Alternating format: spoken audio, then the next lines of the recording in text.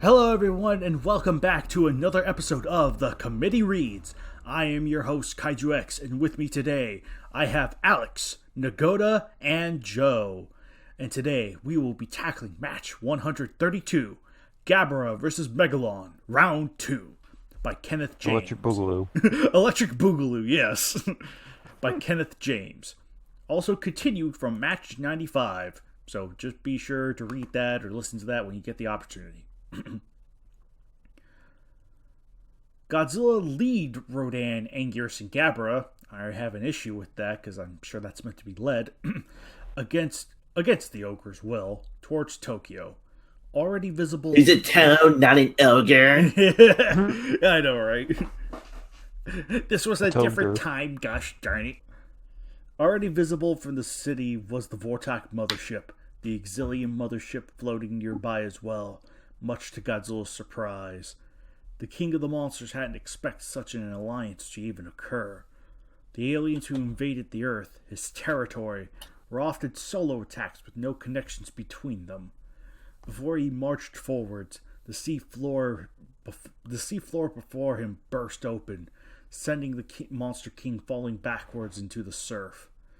He quickly arose from the water to see the colossal form of Megalon make himself known. The huge cockroach-like being clashed his drills together in threat and let out a loud roar of challenge. That sound weird, or is that just me? Godzilla was about to roar in return, but Gabara suddenly jumped in front, roaring and ready to fight, surprising Godzilla, Rodan, and Anguirus. He looked at Godzilla and patted his chest, telling him Megalon would be his opponent. Godzilla, though confused, nodded and roared, inviting Anguirus and Rodan to follow him towards Tokyo to intercept the invaders. Gabara wasn't entirely certain why he jumped at the opportunity to pound the Cetopian deity to a pulp, but for some reason, he felt like he owed Megalon a beatdown. Sure, Gabara felt that way about a lot of monsters. Being a bully was just his nature, but for some reason, the very sight of Megalon infuriated Gabara. It felt as if they'd fought before, and that fight ended without a true winner, but to his knowledge, they've never met before. Gabara didn't really care, and wanted to vent this unknown anger by beating Megalon's face into mush. Pass. Megalon, having been sent by his masters to help in the invasion, ignored Gabara and turned to try and strike Godzilla in the back. This was a mistake, as it gave Gabara the opportunity to come up behind Megalon and wrap one arm around his head, taking the other and beating away at Megalon's skull.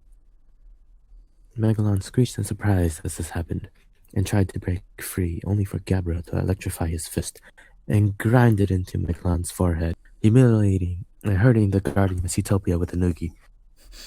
Finally, Megalon bashed Gabara in the back with one of his drills, somehow, knocking him forward. The simple-minded Kaiju was now enraged and ignored his original orders, so he could take his rage on Gabara. Charging lightning into his horn, he sent a powerful electrical beam, striking Gabara in the back. Screeching in pain, Gabara jumped, patting the point of impact to try and make the stinging pain stop. Now mad, Gabara spun around, roaring in fury. As Megalon tried to fire another attack, Gabara leapt forward, tackling Megalon into the water. Megalon roared in pain as the water shuddered out the electrical burst, shocking himself with his own attack. Gabara quickly wailed on the Cetopian deity with his fists, each earning a loud screech. His strategy was simple: hit Megalon until he stopped moving. It was a sound strategy. Megalon finally retaliated with a sphere of napalm from his mouth, which exploded in Gabara's face, sending the brutish monster screeching in surprise as he toppled backwards, clutching his face in pain. Megalon rose to his feet, charging forwards and bashing Gabara in the head with his drill-like arms repeatedly. Gabara, after taking a few blows and becoming slightly dazed, managed to catch one of the attacks. Electricity crackled through his hand and into Megalon's metal arm, electrocuting the deity through his own weapon. Megalon quickly jumped backwards and, screeching in pain, screeching in pain as he shook his arm to try and recover from the shock. Gabara quickly got back to his feet and charged. Megalon prepared to block, only for Gabara to stop short and drive his thumb into Megalon's eye. Oof. Damn. That sounds painful. Golly. So painful that... Oh, he came back. Good. What? Deep blasted. Nothing. He Screeching lost in his pain. 20/20 vision. Deep blasted. Screeching in pain, Megalon staggered back, shaking his head to try and clear his vision, to regain his 20/20 vision. Gabara capitalized by grabbing Megalon by the horn, rearing back, and driving his head into Megalon's. Both monsters staggered back, shaking their heads, Gabara clutching his skull, not having thought his attack through. However, to his pleasure, he had managed to inflict more damage on Megalon than on himself, busting the giant insect's forehead open, yellow blood trickling out. Gabara screeched in glee and charged, trying to punch Megalon in the jaw.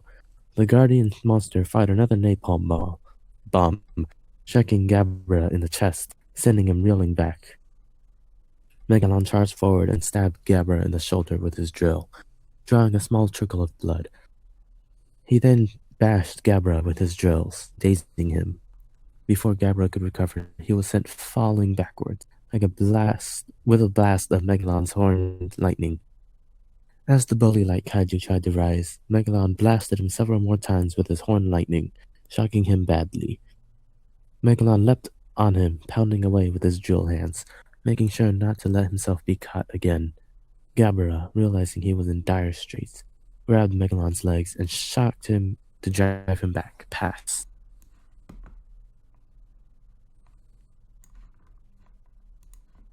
Joe!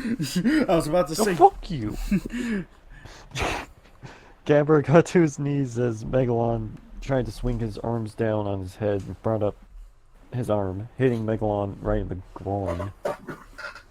Megalon screeched in agony, falling to his knees, allowing Gabara to punch him in the jaw, breaking off some of the teeth-like protections on his mandibles.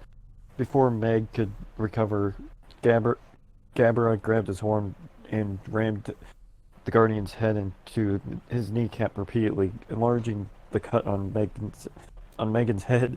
Oh, Deep blasted. Megalon reeled backwards from the impact and tried to counterattack with another napalm bomb, but Gababa managed to dodge. He prepared an electrified punch in retaliation, but for some reason felt that wouldn't be a good idea. Once again experienced a strange feeling that this had happened before. This hesitation resulted in Meg shooting another napalm bomb. Gabara managed to catch it and realized it, screeching in surprise, knowing it would go off any second. He threw it back, to his surprise, right into Megalon's mouth. Gabara quickly covered Megalon's mouth so he couldn't spit the bomb back out, causing the bomb to explode inside. Roaring in agony, Megalon ran in circles, smoke pouring from his maw and fire. Excuse me. Megalon ran in circles, smoke pouring from his maw and fire burning his insides. After getting a good laugh from the comical sight, Gabara ran forward and grabbed Megalon by the head, electrocuting the giant insect, not relenting. After several minutes, leaving Megalon's head blackened, Megalon was released, battered and badly hurt. Angered that he was being humiliated as he was, Megalon revved up his drill and prepared to impale Gabara's head. Screeching in surprise, Gabara ducked, causing Megalon to miss. Megalon kept trying to stab his drill hands into Gabara.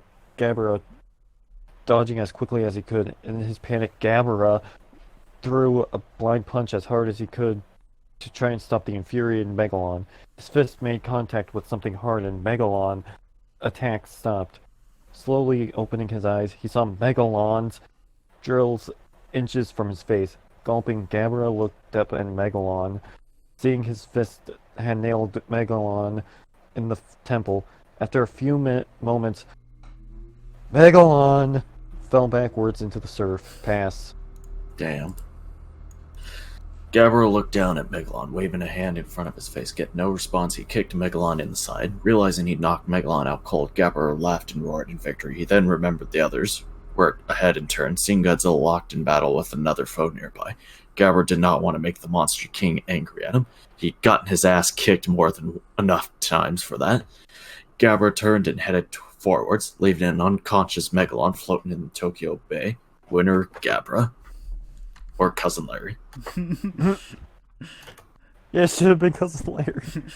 Cousin Larry won the match. Anyway, yeah, this one's definitely a short and very. I have even less. Like there are, I don't think there are as many errors as I thought. Aside from the very first one, like LED, I think is LED. I think, right? Or am I a fool? I don't know. That aside, though, this is a very, like for being a story arc, I do wish elements of it could have been, like, better fleshed. Or maybe those answers will come in the next few matches, who knows for sure. So, like, I'm sure this was just a fun side match to, make it easy. Kill the time, but just a very, like, if you thought 131 was basic, 132 is extra basic. Basic bitch. Yeah, it's a basic bitch. But yeah, no, it's definitely just, it is nice to see the two of them go at it again, being the first. Yeah, the only distinction this match has is this is the first round 2 in KWC history. And the match itself even alludes to the idea that's like, just a weird sensation that all this has kind of happened before, except elsewhere. It happened elsewhere. It didn't end well, if they recalled right. But yeah,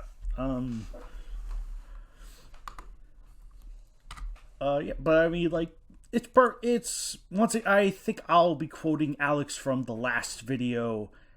This is a serviceable KWC that's not too crazy in terms of its memorable moments, but it does what it needs. It does what the KWC sets out to do, basically. So really super basic. So, Alex, did you have any other thoughts? Anything to elaborate on, or? Basic bitch match. That's all I'm gonna say. I do want to say one more thing. I kind of like the banners of this one. Sure, it's a simple standoff with splashing effects being a little weird with the splashing effects, but I like the UFO. Like, sure, it's only a piece of it, but it's nice to see an attempt to be integrating the what I assume is the Vortok mothership, given the beams coming down and whatnot. Nice to see an attempt at it's like, oh yeah, this is part of a much bigger thing that's going on. So it's like, this is just simply a side diversion. That's all this is. Nagoda, did you have any thoughts? If you're there, okay. Oh yeah, match was okay. I like how they how Gabara, when he first saw Megalon, he was like, "This seems familiar, but I don't know why." And then it alludes to the first round of Gabara versus Megalon. Also surprised that there wasn't more electrifying the water parts, considering they were both covered in seawater, technically. Oh, yeah. So, I guess that would have been too obvious, I guess. Probably. I mean, they did it once and then that was it. Yeah. Because they're both dummies. That's true. Yeah. That is true. Banner looks pretty good too. Damn. Joe, what'd you have to say about it? I thought it was eh. If I have to say Gabara or Megalon another time, I'm killing something.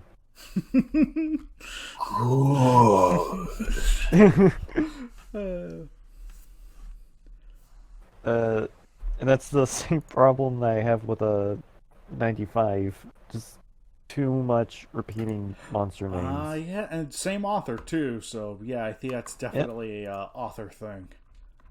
He hasn't fucking learned.